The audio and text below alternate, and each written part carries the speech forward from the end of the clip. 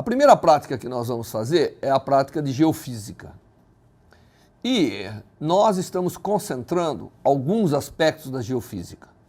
Então nós estamos tomando o planeta Terra, não é? Que é um dos planetas que tem, e estamos nos concentrando em alguns efeitos. Obviamente a geofísica é muito vasta. Vai desde o movimento de rochas, vai desde o movimento de massas de ar, das águas, até o problema da energia. Como eu acho que o problema da energia é o problema mais relevante, então o kit ele está mais ou menos focado em tentar entender como é a dinâmica de transferência de energia do Sol para o planeta e que efeitos isso tem. Então nós vamos nos concentrar em entender esse aspecto, basicamente. É claro que para entender esse aspecto, é bom a gente fazer uma introdução e ter a linguagem correta e saber o que nós estamos falando, né? Existem alguns conceitos que parecem triviais, mas na hora que a gente está lá enfrentando os alunos, a gente vê que eles não aprenderam direitinho o que é latitude, o que é longitude, o que é altitude. Então nós vamos aprender um pouquinho de cada coisa. A experiência é muito simples, né? Mas ela é quantitativa em vários aspectos, de tal maneira que você vai poder gerar, como resultado do experimento, alguns gráficos que a pessoa tem que também estar fazendo lá para acompanhar a temperatura, para entender as zonas térmicas e assim por diante. Bom, esse não é o kit que você está aí na sua mão, mas esse é o kit que vocês vão praticar, é a nova versão. Ele faz parte de um conjunto que chama Aventuras da Ciência, e esse aqui de Geofísica, que foi especialmente feito para o curso de licenciatura da Univesp, mas obviamente nós vamos usar de uma forma ampla para ensinar a ciência para a molecada. Então, ele chama Entendendo o Planeta Terra. Então, todo mundo vai receber essas caixinhas, algumas estão naquela caixinha antiga ainda, mas o conteúdo é o mesmo. O que está dentro desse kit? Além da capa, tem um manualzinho novo. Esse manualzinho novo já vem com algumas correções, tá certo? E algumas experiências extras, que de primeiro a gente não executava e agora vamos executar. Inclusive algumas definições que eu achei que se tornam importantes, que ao longo a gente aprende que ninguém se lembra mais com a inclinação da Terra, ninguém se lembra mais de alguns valores que são importantes de serem lembrados. Então tem o manual, tem esse disco que nós vamos usar para medida da energia que atinge o globo da Terra. Tá? Existe agora, na versão antiga, eram 4 folhas formando a elipse que representa a trajetória da Terra ao redor do Sol. Agora é um único, então simplificou, você põe os 4 durex aqui e vai trabalhar com isso. Existe um globo transparente, que na verdade é um globo que vai, de alguma forma, simular a atmosfera da Terra. Existe um globo, que é para a gente poder visualizar tudo o que vai acontecer, termômetro, hastes, suporte, fita colante, massa de modelar para a gente segurar alguma coisa aqui. E existem 3 cartões, que é uma das medidas importantes. Um representa as geleiras do planeta, tem a cara de gelo. O outro representa a vegetação e o outro representa o oceano. Muito bem. Nós vamos seguir estritamente o que está no manual. Então nós vamos começar. Pode pular a parte explicando o que é geofísica, mas nós vamos começar explicando alguns aspectos importantes que a gente tem que ser lembrado. Então aqui eu fiz uma figura onde nós estamos definindo a inclinação da Terra, que é em torno de 23 graus e 30 minutos, né? 23 graus e meio de inclinação. O plano do Equador, que vai ser importante, vou estar falando de Equador toda hora. Os polos, tá certo? O eixo, que é o eixo perpendicular à trajetória elíptica da Terra, né? Então é bom definir essas coisas para que a pessoa que vai realizar e usar o kit esteja familiarizado com isso. Então essas são as partes de conceitos gerais que provavelmente o aluno aprendeu ao longo das aulas teóricas e que a gente só está lembrando para não deixar nada de fora. Em seguida vem uma descrição do material do kit, que é mais ou menos o que eu descrevi, mas aqui tem uma foto bonita do kit, né, mostrando o nome de cada coisa, de tal forma que quando eu me refiro a ela no roteiro, a pessoa pode rapidamente identificar o que nós estamos falando. Existe aqui uma parte que eu alerto que o kit é de multiuso, então a pessoa não deve realizar operações, quebrar os palitos, deixar o termômetro cair no chão e assim por diante, porque nós pretendemos que o kit seja de multiuso. Ah, faltou uma coisa, é o sol. O sol é uma lâmpada que, obviamente, não pode ser uma lâmpada muito fraquinha, senão não vai produzir o aquecimento que precisa para as medidas de temperatura. Então é uma lâmpada 110 volts que você vai conectar, ela já vem com o bocalzinho e tudo, com o interruptor, então ela vem junto com o kit e está descrita ali adequadamente, né? Então nós vamos começar a primeira parte. Essa primeira parte consiste em aprender a se posicionar na superfície da Terra. Essa parte não tem no kit antigo, mas eu achei, depois de participar de algumas aulas com o pessoal nos polos, eu achei que era legal lembrar aos estudantes alguns conceitos que são importantes. Esse aqui é o suportinho de madeira, que na verdade nós podemos posicionar a Terra sem inclinação, né? Então aqui é como ela é vista, mas não por alguém que está olhando todo o sistema solar. Aqui já é o sistema com a inclinação dos 23 graus e meio, que é o que mais representa a Terra, né? Mas para explicar um pouquinho a localização no planeta, então nós não precisamos nada além de ter a Terra só, o globinho. E eu queria explicar para as pessoas que a gente aprende muito como se posicionar no eixo cartesiano. Então, XY permite a gente se localizar em qualquer ponto de um plano, não é? XYZ em qualquer ponto do espaço. Quando eu tenho uma superfície curva, que eu vou me posicionar ao longo da superfície, então esses conceitos de coordenada, não que eles não valem, pode valer, eu poderia determinar um sistema de eixo no centro da Terra e posicionar, só que ele é mais complicado, né? Ele cria complicações para a pessoa entender e visualizar aonde que ela se localiza na superfície do globo. Então, para melhorar essa situação, o pessoal criou o conceito de latitude e longitude. Para a gente entender o conceito de latitude e longitude, nós temos que começar com uma referência que é o Equador. O Equador é essa linha imaginária que divide, né, o globo em dois hemisférios, o chamado hemisfério norte e o chamado hemisfério sul. E se eu tiver ao longo da linha do Equador, né, eu estou naquilo que eu chamo latitude zero. É uma referência. E quando eu me deslocar ou para o hemisfério norte ou para o hemisfério sul, eu estou ganhando latitude norte ou latitude sul. Então você imagina que eu me desloco aqui um pouquinho. Se eu me deslocar 90 graus, eu chego no polo norte. Se eu me deslocar ao norte, e eu chego ao sul, se me deslocar ao sul.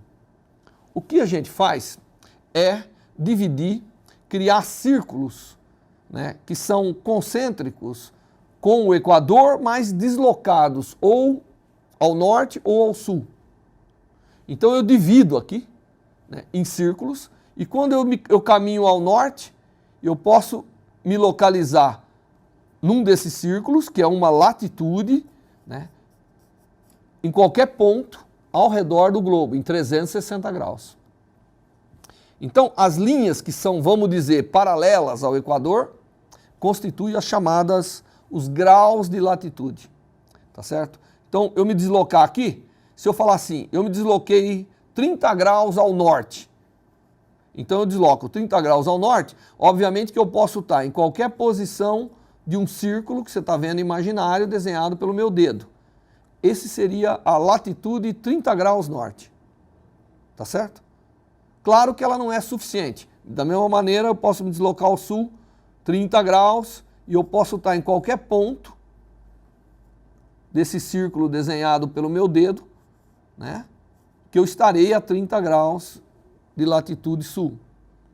Mas como você já percebeu, isso ainda não é suficiente, porque eu posso estar em qualquer ponto num círculo de 360 graus, quando eu dou apenas os graus de latitude.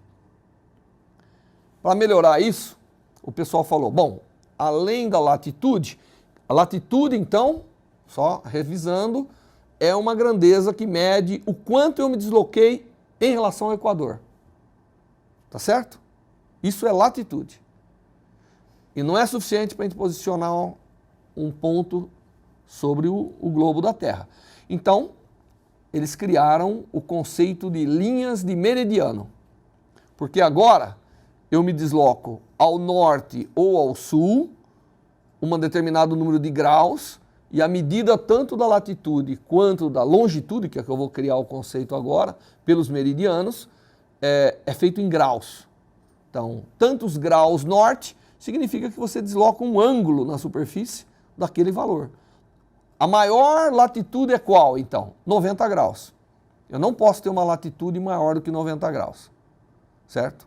Ou norte ou sul. Muito bem. Aí então o que eu faço agora? Eu crio linhas que vão de polo a polo, que são os chamados meridianos. O Equador é mais ou menos natural tomar como referência o lugar mais gordinho do planeta.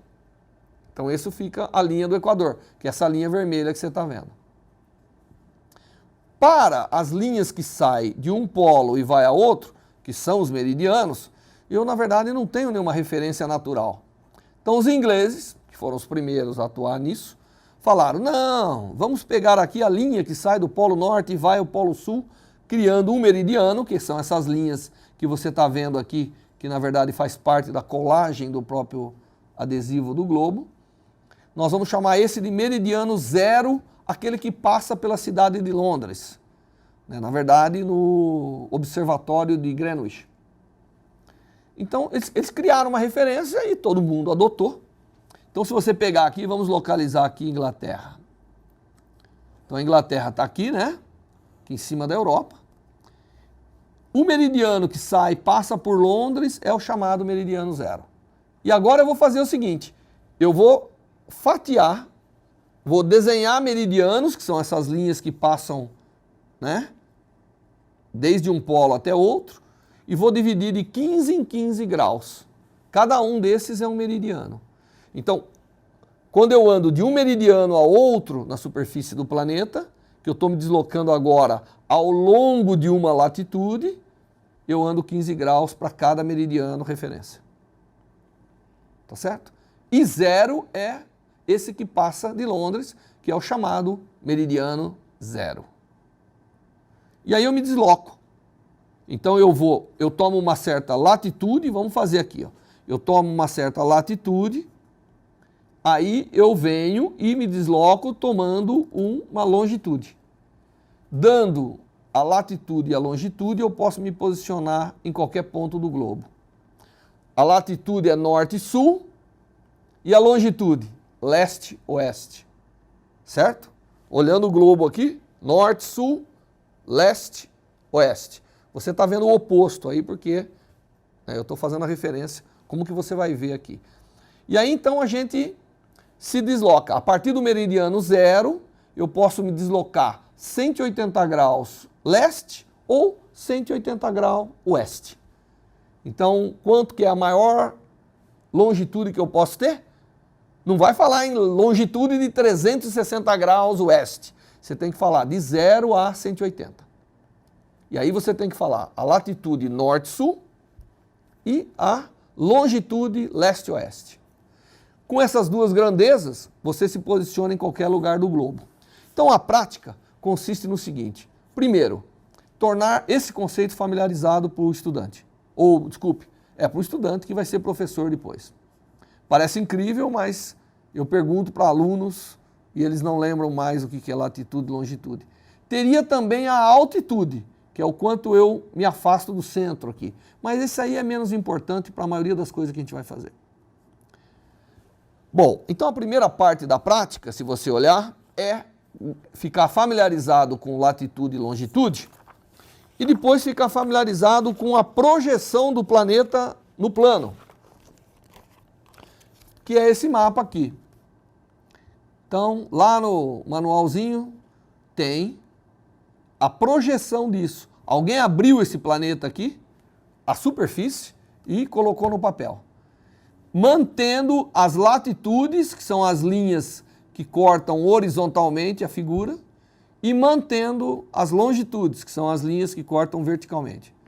E o exercício é, depois da pessoa ficar familiarizado com isso, ele tem que descobrir, escolher 4 capitais e determinar o posicionamento, né, no planeta em termos de longitude e latitude das 4 capitais. Então, se eu escolher Brasília aqui, né, que seria um ponto mais ou menos localizado aqui no centro do Brasil, vamos dizer, então é fácil de você ver que você tem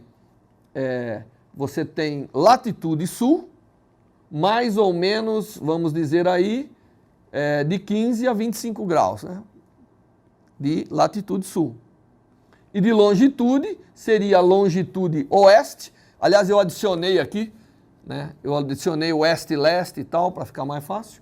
Então, nós teríamos mais ou menos 60 graus de longitude oeste. Então, essa é a primeira parte do experimento, é tornar familiarizado com o posicionamento. Que parece trivial, mas se eu perguntar para você assim, de pronto, São Paulo está a longitude oeste ou leste? De pronto. Você está vendo? Você tem que se imaginar no globo para poder se posicionar, não é? Todo mundo sabe que nós estamos em latitude sul, nós estamos ao sul do Equador, né? Estamos a longitude oeste. Né? Mas é bom, se você fazer isso aqui, olhando as capitais e olhando o planeta, você vai começar a entender exatamente aonde você está quando alguém lhe perguntar, pô, mas em que latitude você está? Em que longitude? Né? É a mesma coisa dizer, não, eu estou aqui perto de São Carlos, capital do mundo. Mas isso porque eu sei onde está São Carlos.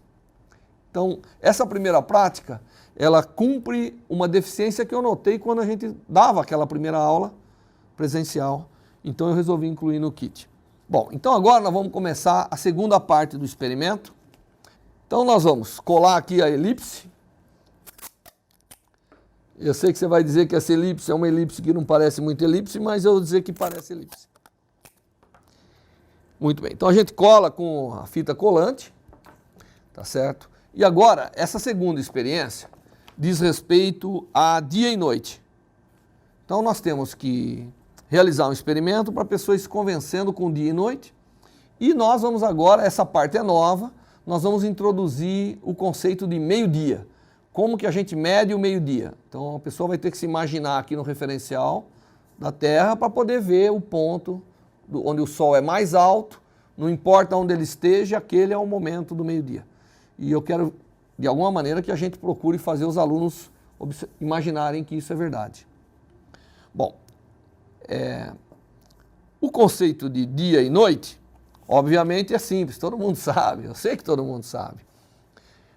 Então nós vamos usar aqui, agora nós vamos pegar a luminária, posicionar em algum lugar aqui, para poder, mais ou menos no mesmo, é como se eu estivesse colocando a Terra no mesmo plano do Sol. Então, para a gente explicar o dia e a noite, nós temos que realizar aqui um experimento que a gente pode acompanhar. Então nós temos que montar aqui o planeta e nós temos que dar luz a ele, né? E a pessoa tem que observar o seguinte, numa primeira aproximação, que é como está a figura aqui, se não houver inclinação, não é? A gente sabe que metade do planeta está em dia, metade do planeta está à noite. Isso aqui é incapaz de iluminar além de um hemisfério aqui, né? E isso cria o conceito, como isso aqui está rodando, isso vai mudando o dia e a noite e vai mudando continuamente de um para outro. Então, esse experimento, que é muito simples, consiste em convencer a pessoa que o dia é essa porção que está iluminada, a noite é a porção que não está, né? E que isso varia continuamente, né? O dia vai se transformando em noite, a noite vai se transformando em dia e aí vai, tá certo? Então esse experimento é muito simples e a pergunta que tem que se fazer no relatório é simplesmente observar isso, correto? Ter certeza que uma parte só é iluminada e responder a pergunta fazendo o desenho, explicando como ocorre o dia e a noite. Tá certo? Aí, nós temos que entrar realmente na inclinação. Então agora nós estamos dando ao planeta a inclinação. Esse é o eixo de rotação. Esse é o plano da órbita. Tá certo? Se você pegar o outro pauzinho aqui, né, e colocar aqui, essa inclinação é com relação a esse eixo. Isso aqui tem que dar quase 24 graus, né? Tá certo? Deixa eu botar aqui. Então, é com relação a essa referência, que é perpendicular ao eixo da órbita. Muito bem. Agora o que nós temos que observar aqui, e é a segunda parte da experiência, que ele tem que entender o seguinte: a duração do dia e da noite, ela é diferente em cada lugar do globo, devido à presença da inclinação. Então, tem lugares, né, se eu estiver nessa posição aqui, o polo norte da Terra jamais vai receber essa luz. Então, aqui é uma noite permanente. Ele não recebe luz. Enquanto o polo sul recebe luz constantemente. Então, é um dia permanente. Então, você vai de um ponto que o dia é permanente para um ponto onde a noite só é noite. Então, o dia aqui vale 24 horas, só é dia, e chega aqui ele vale 0 horas. E se eu inverter a inclinação, eu estou invertendo essa posição. Então, aqui o dia passa a valer praticamente 24 horas, que é o sol do meia-noite, né? Que chama. E o polo sul passa a estar na completa escuridão. Então, mesmo que eu rode, né, dependendo de eu estar, a inclinação está nessa orientação, né, ou nessa, dependendo de como eu estou relativo ao Sol.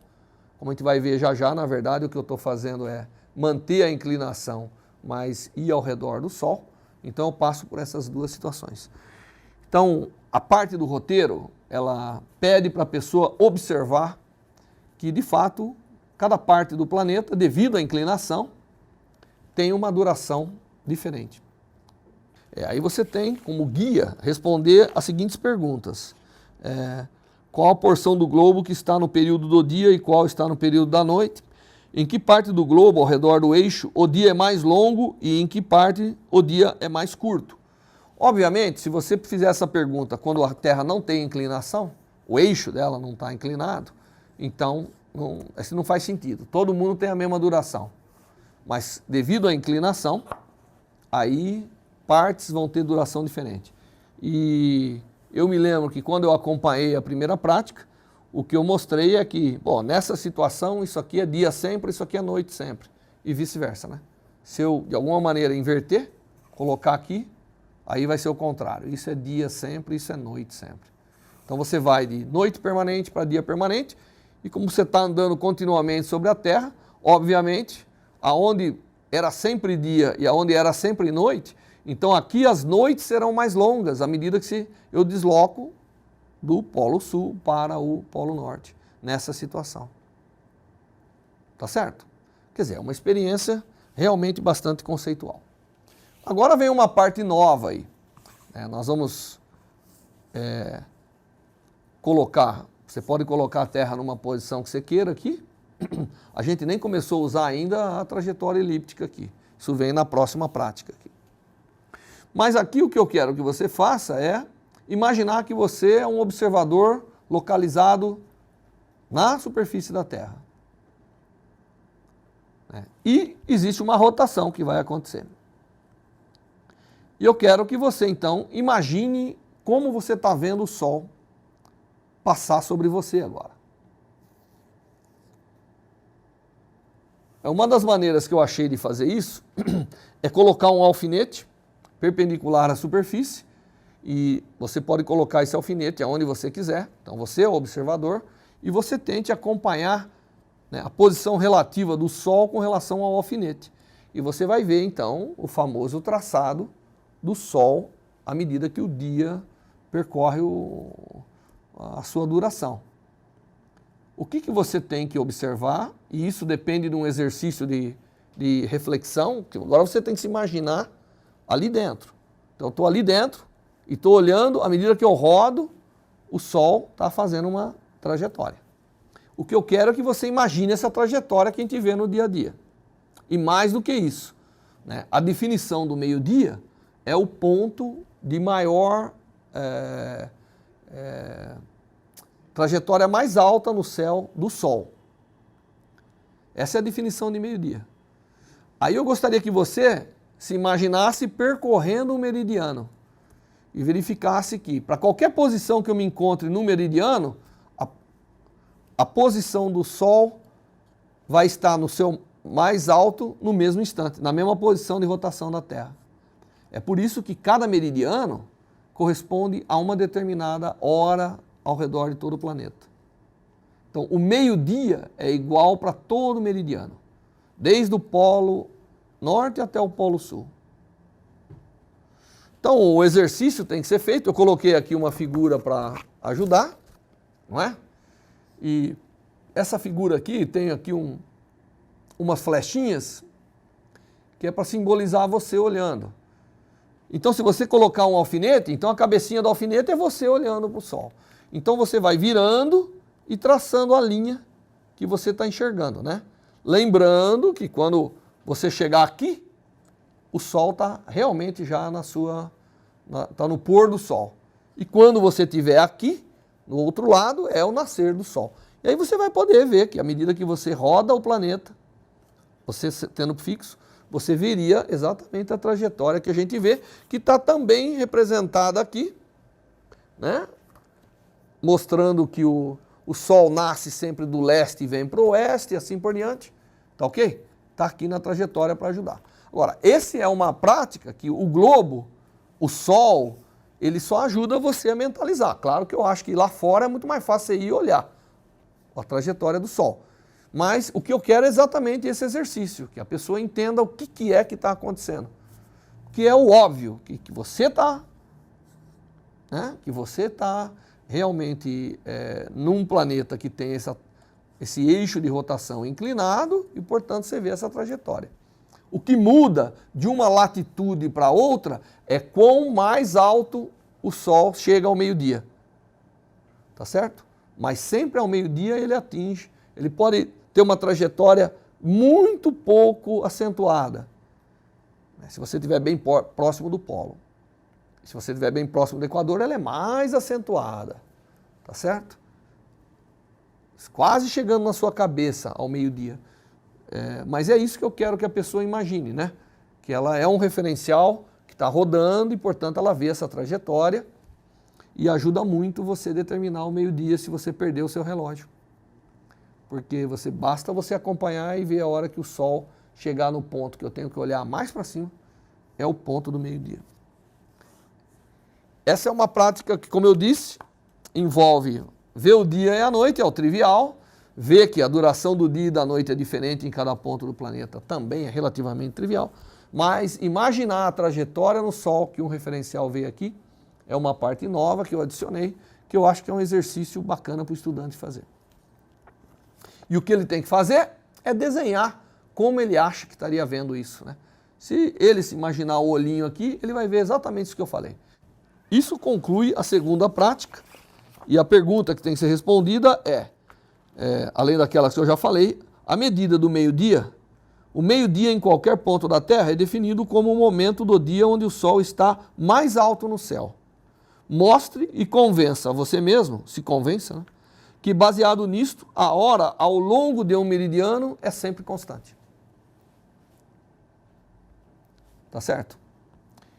Isso vai demandar aí uns 15, 20 minutos do aluno, porque não é trivial você se colocar e imaginar. Por isso que eu estou falando, coloque um alfinetinho, aí ele vai olhando como se fosse um alfinetinho, ele é capaz de imaginar tudo isso. Agora nós vamos para o experimento 3, que é as zonas climáticas e as estações do ano.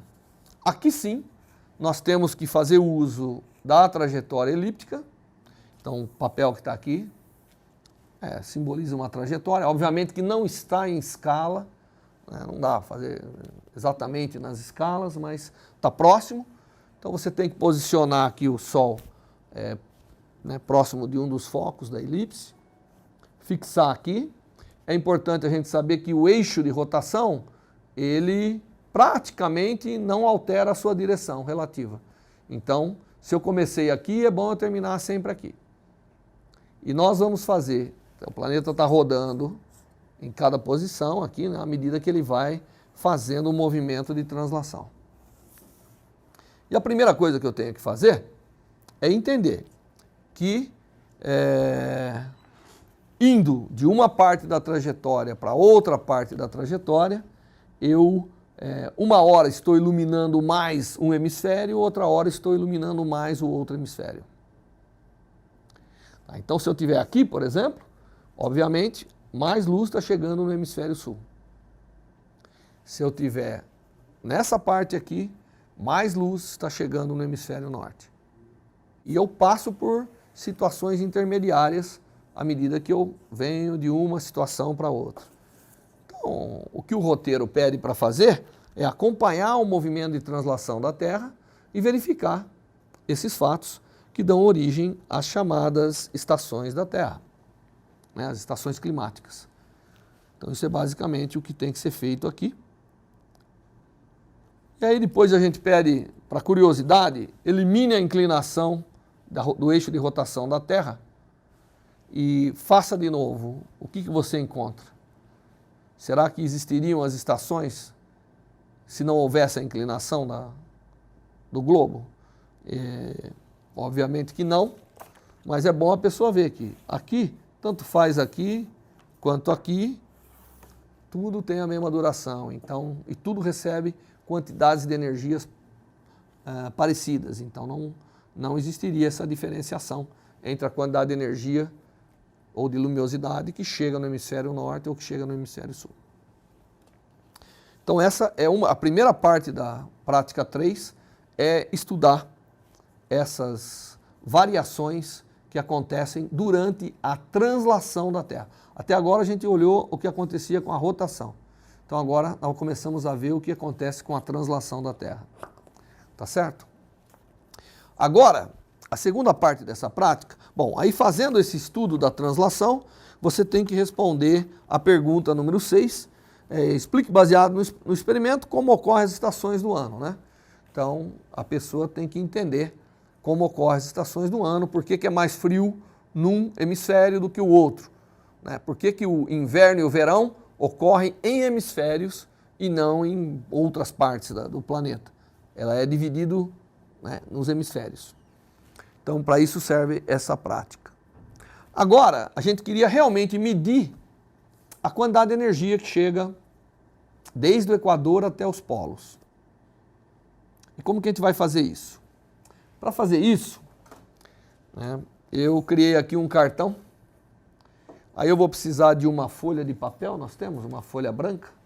Então, quando os raios de sol chegam até a superfície da Terra, ele é como se fosse um feixe paralelo de raios, né? Então, é como se fosse uma iluminação uniforme ao longo desse plano. O fato de que o Sol emite radialmente, como ele está muito distante da Terra, a Terra é quase que um ponto comparado com isso. Então, a gente pode considerar que a quantidade de energia que vem por unidade de área é praticamente constante ao longo de todo o globo. E o que acontece? Acontece que os raios que vêm paralelo, né, que eu vou simbolizar aqui por vou materializar os raios por esse sticker aqui, quando ele bate no Equador, nessa situação aqui, ele está batendo perpendicular à superfície. Mas à medida que eu vou subindo no polo, ele não está perpendicular à superfície. Então, o que acontece? Embora a quantidade de energia por unidade de área seja constante, a energia por unidade de área de superfície do planeta é diferente, do Equador para os polos. Então, o que nós temos que fazer aqui agora é pegar um papel branco, fixar em algum lugar aqui, eu vou fixar na própria caixa, tá certo? E nós vamos imaginar o seguinte, isso aqui é uma área constante, não é? Esse buraquinho aqui no papel, esse buraquinho no papel é uma área constante. Então, esse é um buraquinho que mede exatamente 2,5 centímetros de diâmetro. Então, essa área aqui é constante. E o que eu vou fazer? Eu vou, na verdade, é como se eu pegasse aqui, colocasse na linha do Equador, então é uma área. E à medida que eu vou subindo, só para facilitar para você, eu vou suspender o globo aqui. Então, isso é uma área constante que está varrendo a superfície do globo, concorda? Desde o polo até o Equador. É a mesma área. Então, eu estou varrendo essa área pela superfície. E para mostrar que a quantidade de energia por unidade de área que atinge a superfície do globo depende da posição que você está, na latitude que você está, nós vamos fazer um experimento que é o seguinte. Nós vamos pegar o Sol, pegar aqui uma projeção, né, colocar aqui o nosso equivalente ao Sol, a mais ou menos 30 centímetros dessa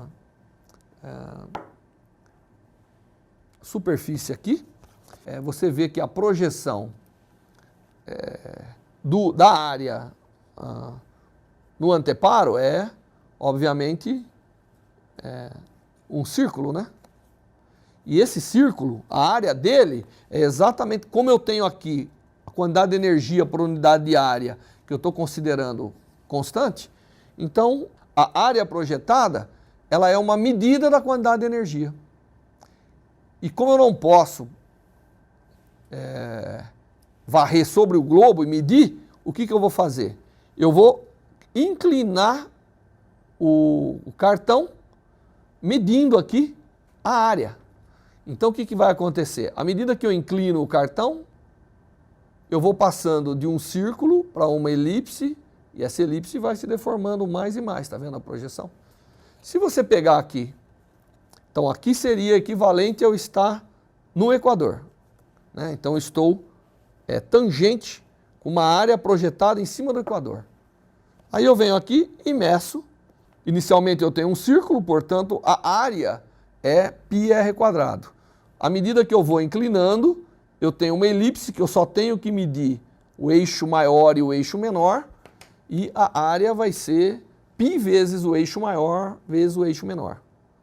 E aí eu tenho que fazer um gráfico da área versus o ângulo de inclinação, desde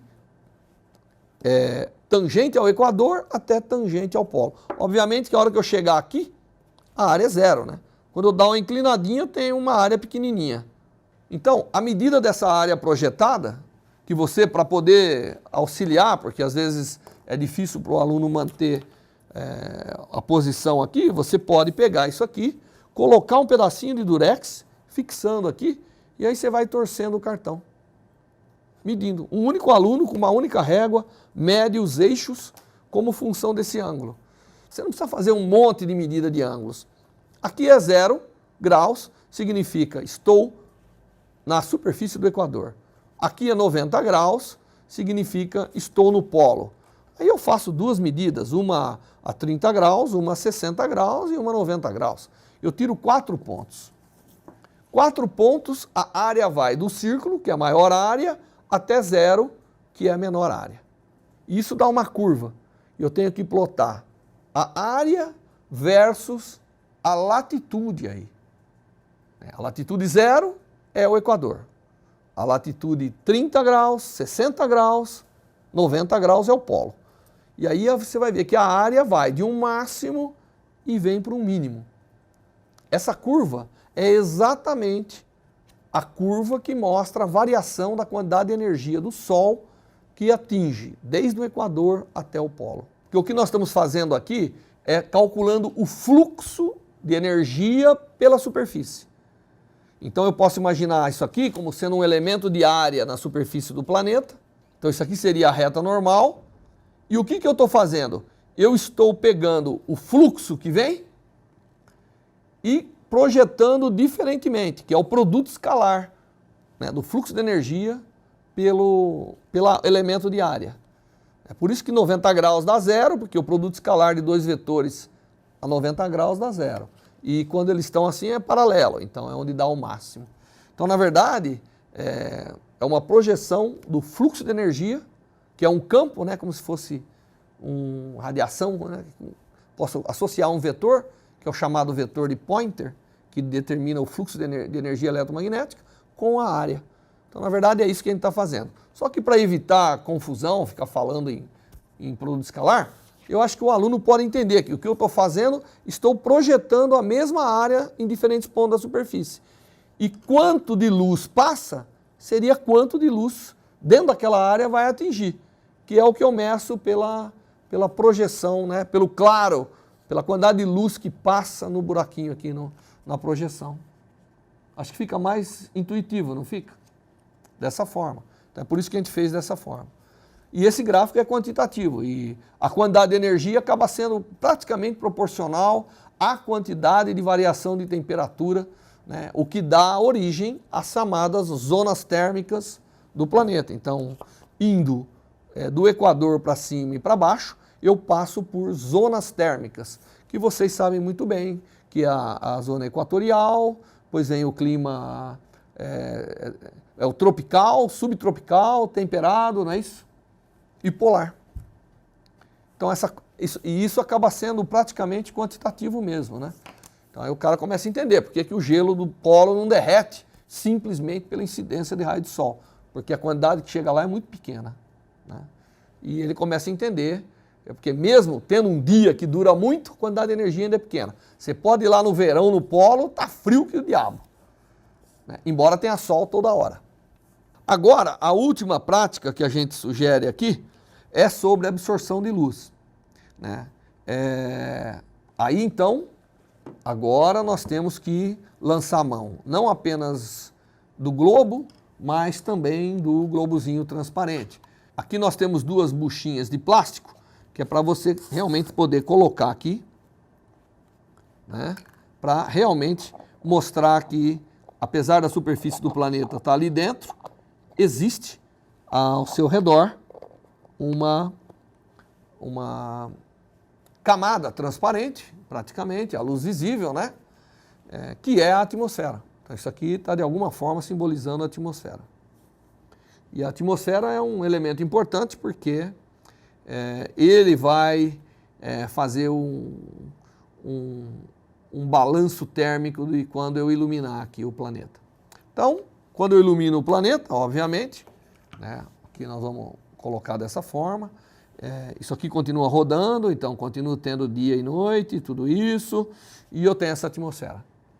E obviamente, o que está saindo do Sol não é calor, né? Aliás, eu já explico isso várias vezes, todos vocês sabem, o Sol não emite calor, né? Isso é um erro, às vezes a pessoa fala que o Sol emite calor, não cometa esse erro, pelo amor de Deus. O Sol emite luz. Radiação eletromagnética. Isso não é calor. Isso pode sim se converter em calor, que é a energia mecânica. E toda a dinâmica do planeta acontece por essa conversão. Então, como o planeta não é transparente, a atmosfera é. Mas o resto do planeta não é. Então a luz vem, é capaz de passar pela atmosfera, principalmente a luz visível, atingir a estrutura do planeta, seja água, seja vegetação, seja... Aqui não tem neve, né? No meu globo aqui não tem neve, mas nós vamos ter que fazer medida com neve, porque uma parte considerável da superfície tem neve ainda, né? Por enquanto. Tem deserto, tem tudo isso. E o que acontece? Acontece que a luz, quando bate na superfície, ela é convertida em calor. Para se converter luz em calor, é necessário matéria, né? Tanto é que aqui é vácuo entre o Sol e a Terra. E todos nós sabemos que calor não se propaga pelo vácuo. Por isso que a garrafa térmica funciona muito bem. Você faz vácuo lá dentro, né, o calor não consegue sair. Então o cafezinho fica sempre quente. A luz visível interagindo com a estrutura da Terra, com a superfície, é convertida em calor. Aí sim, o calor agora aquece partes da superfície da Terra. E os corpos que são aquecidos, lembra lá o curso de estrutura da matéria, emitem de volta a radiação. E essa radiação pode ou não sair da atmosfera. Dependendo da composição da atmosfera, a luz visível que entrou vira calor e aí a superfície emite essencialmente infravermelho. E esse infravermelho, então, nem sempre escapa da atmosfera. Muito bem, o que nós vamos fazer agora? Nós queremos medir quanto que isso vai se convertendo num no outro. Então, a forma que nós encontramos de fazer isso é imaginar 3 superfícies. Uma que tem as características de absorção da água, um que tem a característica de absorção dos vegetais e um que tem a característica de absorção das geleiras, ou poderia ser também terra do deserto e tal. Aliás, o deserto é bem parecido do que os polos nesse sentido, porque ele reflete muita luz, ele não absorve quase nada. Por isso que o dia é muito quente, porque você recebe muita luz, então você está convertendo em calor, a própria atmosfera, mas à noite é muito frio, porque nada ficou, nada foi absorvido na superfície. O que a gente quer medir aqui, simplesmente, é o seguinte, o melhor que você faz é pegar uma massinha aqui. Você pode pegar o rosinha, se você é mais dedicado ao luxo, e pode pegar o verdinho, se você é menos. Peguei o rosinha. Aí eu vou pegar e vou colocar aqui dentro uma superfície que tipicamente representaria a vegetação. Aí eu vou colocar isso aqui em cima, né? Então é como se fosse vegetação enclausulada pela atmosfera. Aí você vai ter que aproximar o globo aqui, você vai ter que pegar aqui o termômetro, colocar aqui. Esse termômetro está essencialmente medindo a temperatura do ar que está ali dentro, tá certo? E o que vai estar acontecendo aqui? A luz visível está passando pela parte plástica, que simboliza a atmosfera, é absorvida pela superfície absorvedora, que ali no caso simboliza os vegetais, ou a superfície coberta por vegetação, e vira calor, esse calor, por emissão de corpo negro, é irradiado de volta, mas o calor não consegue passar de volta, a atmosfera não é mais transparente ao calor.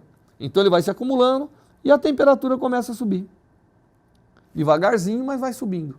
Não sei se ela consegue colocar aqui, mas daqui a pouco você vê 1, 2 graus, 3 graus que sobe.